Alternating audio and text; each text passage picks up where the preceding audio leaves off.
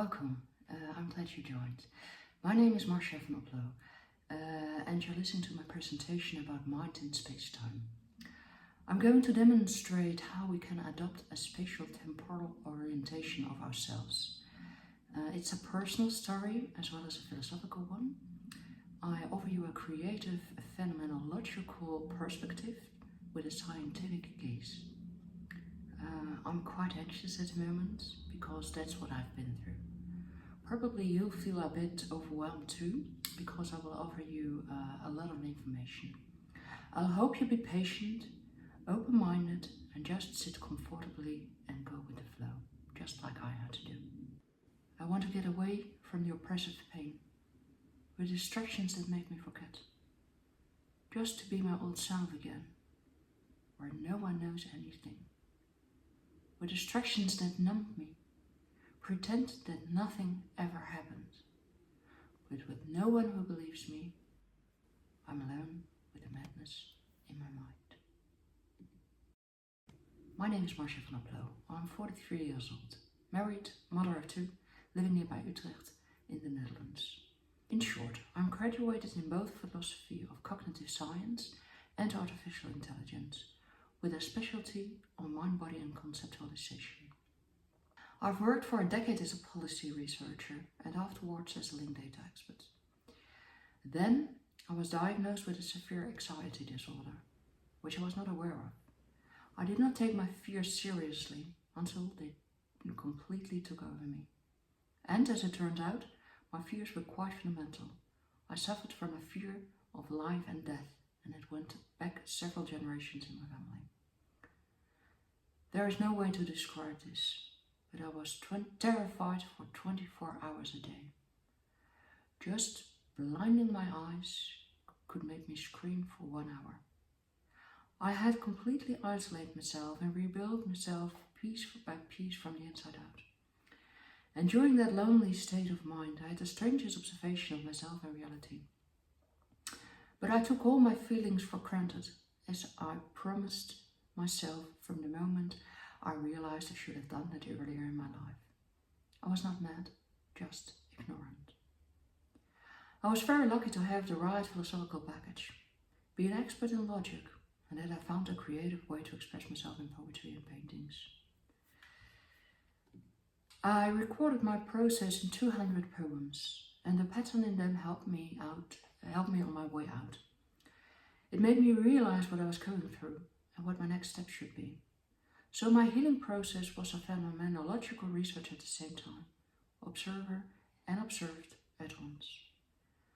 I was supported by the excellent therapist Leslie Gerkema, and together we came to the YMCK plus model, which describes human interaction as energy in space-time.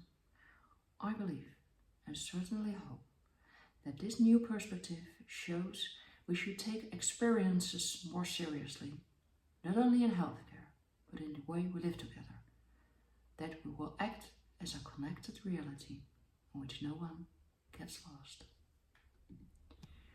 So, this is the YMCK Plus model. It is based on emotional focus therapy, an accredited method in psychotherapy. I see YMCK Plus as a translation tool between the beta sciences on one hand and the social sciences on the other, because it shows how human interaction can be described in terms of space-time. You'll see a Venn diagram of 3 equal circles, which represents the contribution of the brain, body and the other in an experience. The larger the circle, the more energy it costs in the relationship. You'll see that energy flows from the inside out or from the outside in. In this way, these elements can exchange information. Everything revolves in space-time around itself, each other and an interaction. They move between past and future. And when the elements rotate in different directions, you can imagine that connections come under tension or even will break. The self is in the middle and it emerges from the interaction of the components. That's where the colors came from. The goal of the EFT therapy is to restore the balance between the body, the brain and the other. Only when all 3 are imbalanced, the self can be the center of individuals' needs. You can imagine a situation where the other is dominant in your life, as you see here. The Pivot point is no longer the center of the self-image, but it is more localized towards the other. You cannot be your ultimate self. So, in order to heal, you have to restore the balance to the system. My therapist probably took over the role of the other. What he did was get to know me. What did I tell about myself? What were my core experiences? Then he empathized with my feelings. What did my body tell about my core experiences? This was real compassion. He wanted to know what it felt like to be me. Then he noticed a discrepancy between the signals from my brain and body and analyzed which event in my timeline had caused it. Then he took me to that event in time to show me that I had blind spots. And then he reflected the feelings he saw back to my body. I saw anger and sadness, and it felt confusing, but right. And then suddenly I saw the origin of my feelings. I could relate it to a specific event. That insight created a new connection between my brain and body, and I felt like a great relief. The next step was to mirror back my feelings to my family members, to rearrange our relationship in the same way. This allowed me to break free from a therapist, and more importantly, we could rewrite our reality together. Well, you see how the dominance of the other changes the color of everything you see. Red and blue got more purplish, and this means our shared world perspective had to change, fundamentally. Let's take a closer look to my journey. Here you see a sketch of my process. It was the same path over and over again, a looping from the inside out and from the outside in, from the future to the past and back. I wrote a poem on each corner of the landscape to express my thoughts and feelings. It was a moment of breaking connections or restoring them. I could actually feel a switch in my head or a shock in my body, a change of mood. I experienced the same feelings in the same order: anxiety, anger, sadness and joy. So let's take a closer look at the observations of my behavior. First, when I let go, I fell inward into myself. And then I was going back in space-time and everything seems to go slower. I was fake and alienated from myself and my loved ones. Then, when I was younger, you could see it in my poems. I used childish language. I heard songs from the childhood. I also had child's preferences, sweets or milk products. And when I was looking far back into the past, I heard voices, old languages, or I felt a deep connection with animals. I felt small and I need to hide. And then came the moment of reliving old traumas. And then I was moving forward in space-time. Everything seems to go faster. I felt hyperactive and I really had a restless body and much of thoughts. And then when I was older again, I had adult preferences. I liked coffee and alcohol. My voice was actually lower and my body felt bigger and stronger. And my poems show a richer vocabulary. Then came the moment of the entanglement. I felt a pressure from all four corners. If I could resist the tension and see all perspectives at the same time, they would merge. This gave a big burst of energy. I screamed, got shocks and saw flashes. And I think this describes a quantum entanglement. I made literally a new connection on space-time. And it gave a big relief, as if something was resolved. I experienced a new barrier in myself. And each entanglement gave me a new insight. And this is how I grew together with the YMCK Plus model.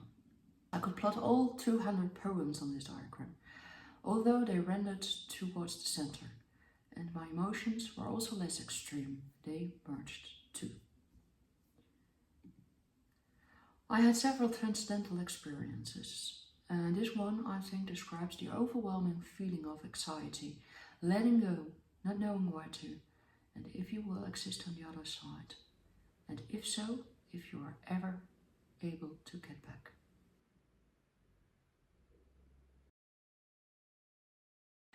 This is the perpetual anime, a concept which I think is the base unit of consciousness. If you look at the left image, information comes in from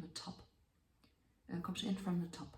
This information is compressed without loss, like light is compressed into a black hole. Then information is unpacked and sent out to the bottom, like light into a white hole. That light is captured by a black hole on the other side of the perpetual anime, and so a feedback loop comes into existence. In this mathematical figure, energy is equal to space-time by definition.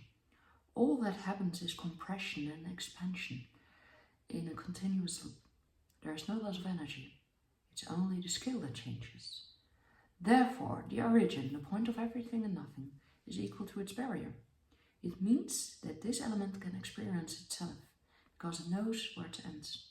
As a consequence, it can adapt itself to incoming energy. I see the perpetual anime as a metabolism of information. It's not only self-aware, it also solves the hard problem of consciousness. Black and white in the center are diffused to different colors that its membrane represents. That's what you see in the middle figure. This means that the perpetual anime can experience qualia. It knows the exact feeling of, for example, red, because it is red in itself. This is how Stephen Hawking and Thomas Hartog imagined the universe as a single quantum particle. In the middle you see the origin, and the pixels around the edge are qubits. These are small bits of information that form a membrane around the center. If you move inwards towards light in the center, you come back in space-time. You can imagine my surprise when I found this image after I had defined the perpetual anime. So let's take a look at the perpetual anime on the right. The element grows from within by nesting, just like the universe. So when we turn inward, we go back in space-time. This is a big change in perspective. It means that each of us has access to all previous experiences on universal scale. Not only our relatives, but also from former ancestors, such as bacteria, viruses, and even molecules and atoms.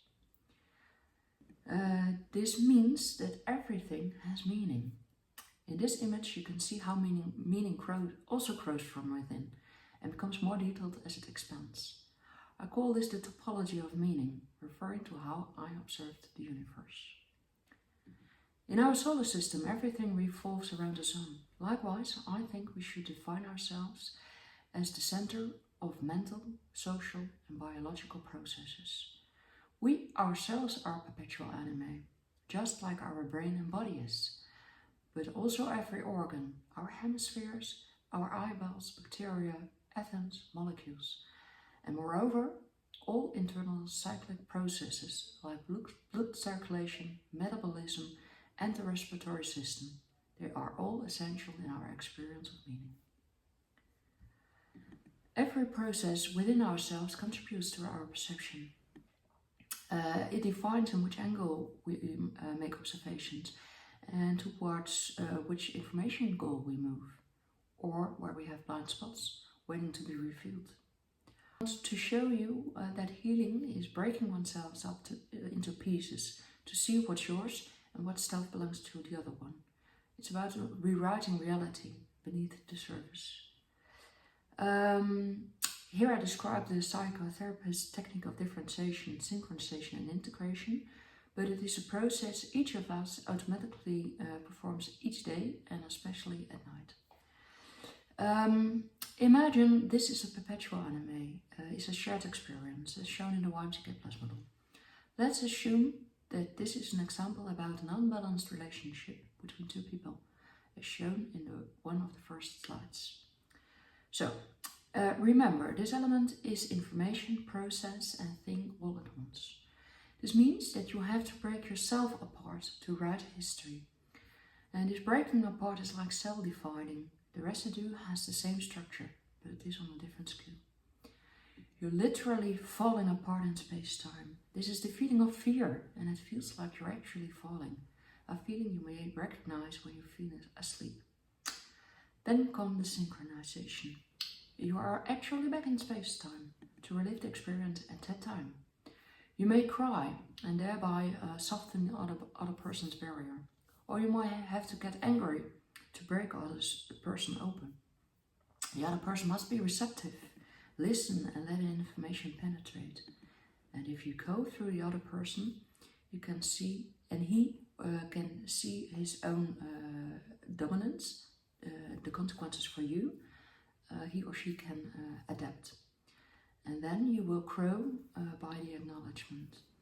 The exchange of emotions can be seen as an energy flow of rescaling in space-time. Then, when both elements are equal, symbiosis can occur. You and the other one have the same perspective on the experience, which means that they can merge into a single element in space-time, one truth. This is when a lot of pressure comes in and out at the same time from different directions. And then there's a great relief, a light flash, and maybe a scream or a eureka yell, and then you are back in the present, or in the future, seen from the perspective of the past. So what I demonstrate here is the process of a quantum entanglement. Reality has been changed by changing connections beneath the surface. You can compare this by traveling in space-time to looking through a microscope. You are looking at the same reality, but you see what you normally cannot see. The perpetual anime is a lens in space-time, so we grow with our being into a different perspective. We develop, heal and learn. It's all the same process. You see a series of perpetual anima. You can see it as a personal story of experiences, which I think just a subset of evolution. You may recognize a stretched DNA strand in this image, which I think contains our ancient experiences. You see the entanglement of two experiences over a longer distance. In order to restore the relationship between the elements, for example you and a family member, you will have to restore the balance in the past. If you restrain the relationship with the other person, as depicted on the right, you hope that he or she will fall back in space-time and think about its own role. If not, if the other person disappoints you again, you will relive the trauma in the here and now. The energy you use to break the relationship will fire back at you, and it will set the connection between body and brain under strain. You will doubt your own feelings again. But if the other person is coming back and it's possible to rewrite a relationship in the past, you also have to recalibrate the experiences in between.